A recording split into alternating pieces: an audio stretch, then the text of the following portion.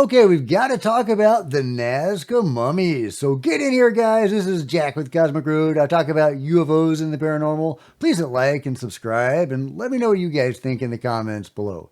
Are we looking right now at a new image of an egg or eggs within one of the tridactyl beings, one of the Nazca mummies?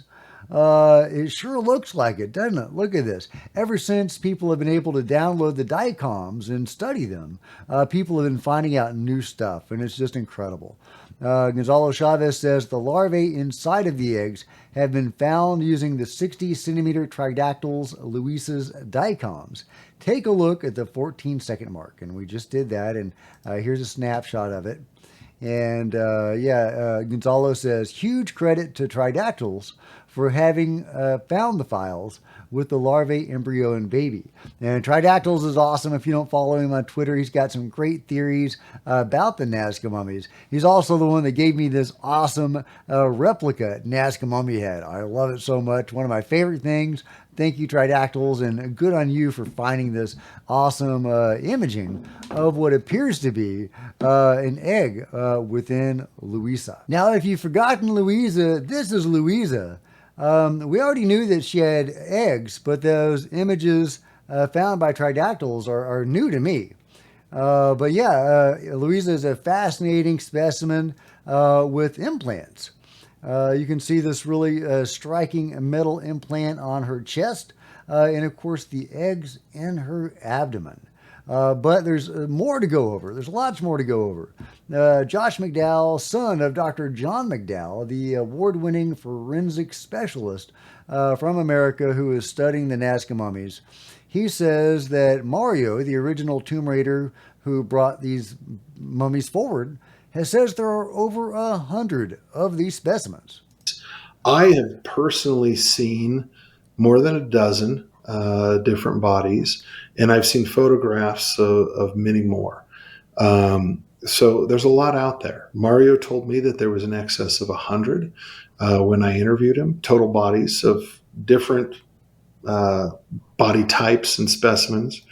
Yeah, over 100, and there's multiple different types, 5 to 7 different distinct specimens and varieties of these amazing creatures, whatever they were, including Suye, an insectoid creature discovered with the Nazca mummies. And Suye is fascinating. Suye belongs to the category of Nazca mummies that have these wing-like appendages on their back, and we don't know what those things are. No clue, but there's multiple of them. Yeah, and they seem to have been depicted in an ancient artwork. And recreations of these beings with the wing-like structures depict them or, animate them as being four-legged. That's like the best our science can come up with as far as how they actually moved, as these winged ones are possibly, on all fours, which is super fascinating. And here's a collection of them. You can see there's 5 different ones at least of these winged beings or whatever they were. I'm sure they weren't actually wings. Wings don't look like that when you have a desiccated body of a winged animal. It's not what it looks like. So they had some other function. But they sure do look like wings, don't they? Love it. Love it. Christina Gomez has been doing a deep dive into all of this, talking with great people like Joyce Mantilla.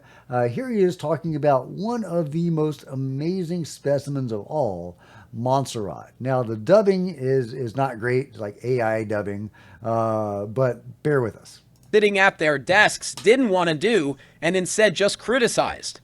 This, for me, was what we called in April of this year the definitive proof. This is Montserrat, a tridactyl being. Also, you can see her nails are preserved, same with her fingers. And look at the extremities on her hand.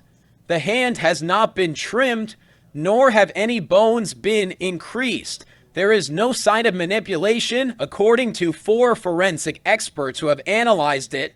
Radiologists have analyzed it. Anatomists have analyzed it.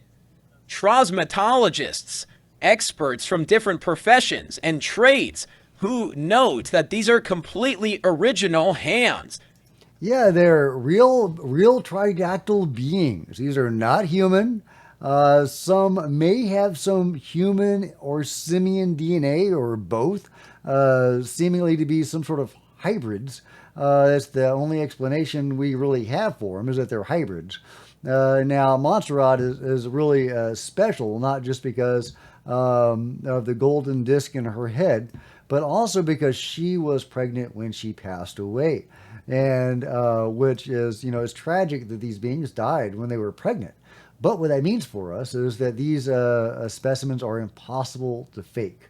There's capillaries going to a complicated structure around the fetus Raphael within Montserrat. Raphael appears to be genuinely tridactyl, 3 fingers, 3 toes, inside a being with 3 fingers and 3 toes. Impossible to fake. So yeah, this is UFO disclosure, guys. You can't get the Nazca mummies without invoking UFOs. Barring Atlantis or time travel or something like that. Now, I am a believer in Atlantis, but I do not believe the Atlanteans would have any motivation to create these beings that, by the way, had very different fingerprints, some of them, than humans do. Actually, more lizard-like or reptilian fingerprints, which is really interesting. So yeah, I just wanted to make a quick video about the Nazca mummies. We're learning so much about them. The DICOM files are out now. There's just a wealth of fascinating stuff coming out. For example, did you know that Montserrat's teeth are longer than the average person? I did not know that, but I mean, her fingers are longer. They have like an extra phalange on their fingers, making them very long and flexible, which might make up for a lack of a thumb. I don't know how these guys work. But yeah, there you go. Her teeth were longer too. And as Wixie points out, we still don't have answers on the really intriguing videos supposedly filmed in the Citadel, in the tomb, in the lab, whatever you want to call it, the site where the Nazca mummies were supposedly found, this really intriguing place with really intriguing architecture, artifacts, all sorts of stuff. Look at this intriguing stuff that was found there. I've made multiple videos about this. Breastplates, armaments, adornments rather. This great pyramidal structure, whatever that was.